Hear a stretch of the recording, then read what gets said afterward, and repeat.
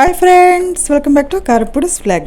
ఇవాళ మన స్పెషల్ ఇన్స్టెంట్గా చపాతీని నిమిషాల్లో ఎలా చేసుకోవాలి, అది సాఫ్ట్గా స్మూత్గా టేస్టీగా ఎలా చేసుకోవాలో మీ శ్రీదేవి మీ ముందుకు తెచ్చేసింది.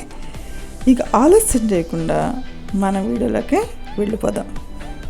చపాతీ కాల్చడం కూడా ఒక్కళ్ళేనండి, అదేదో చూసేద్దాం.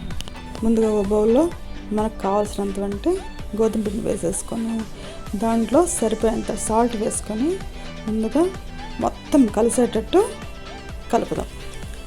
కలిపిన తర్వాత మనము వేడి వేడి నీళ్ళు కానీ వేడి పాలు పోసుకుంటే ఇంకా సాఫ్ట్గా వస్తాయి.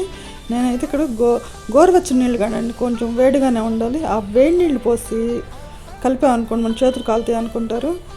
మీరు కాలుతాయి అనుకుంటే కొంచెం స్పూన్ పెట్టి కలిపేసేసుకోండి. నేనైతే చేత్తోనే కలుపుతున్నాను. అవి చక్కగా కలిపితే మనకి చాలా సాఫ్ట్గా తయారవుతుందండి పిండి. ఒక 2 నిమిషాలు మసాజ్ చేసేసేయండి, అంతేనండి. మనకు చపాతీ పిండి ఇన్స్టెంట్గా రెడీ అయిపోతుంది. ఈ రెడీ అయినటువంటి పిండిని చపాతీ సరిపోయినంత బాల్స్ చేసి పక్కన పెట్టేసుకొని మనం చపాతీ చేసేసుకుందాం. చపాతీ ఏ విధంగా చేసుకోవాలి, ఏ విధంగా కాల్చాలనేది కూడా మీ శ్రీదేవి మీకు చూపించబోతుంది.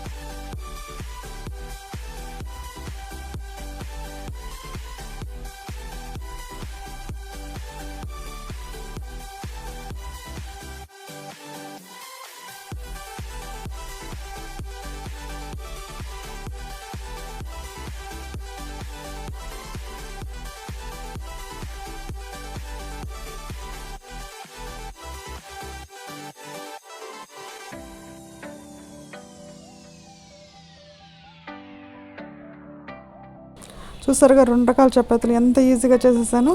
మీకు ఏ విధంగా కావాలంటే ఆ విధంగా చేసేసుకోండి. ఇప్పుడు ప్యాన్ తీసుకొని బాగా వేడెక్కనివ్వండి.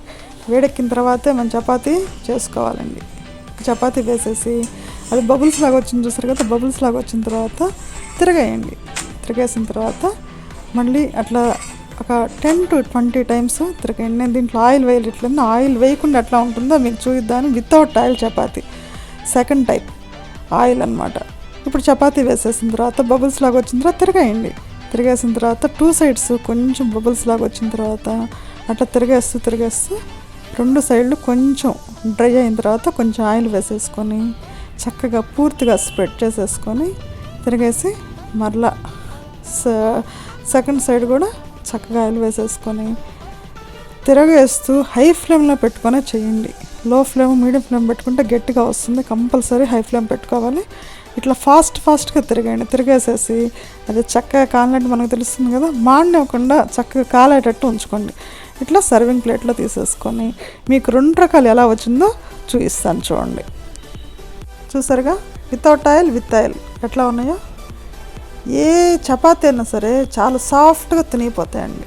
ఇది విత్ ఆయిల్ కదండి, చూడండి ఎంత సాఫ్ట్గా తినిగిపోతున్నాయో. అసలు పట్టుకోవటంతోనే చాలా ఫాస్ట్గా ముక్కలు అయిపోతాయి. ఇది వితౌట్ ఆయిల్ కూడా చూడండి సేమ్. మీరు ఆయిల్ వేసినా ఆయిల్ వేయకపోయినా ఒకేలాగా వస్తాయి. వేడి తిన్నాం అనుకోండి చాలా టేస్ట్గా ఉంటుంది. దీంట్లో ఏ కర్రీ అయినా సూపర్గా ఉంటుందండి. ఈ వీడియో నచ్చిందా? అయితే ఈ విధంగా చేసుకొని ఒక్కసారి ఎలా వచ్చిందో నాకు కామెంట్ చేయండి. మరో మంచి వీడియోతోటి మీ ముందంట. సబ్స్క్రైబ్ చేయడం గుర్తుపెట్టుకోండి.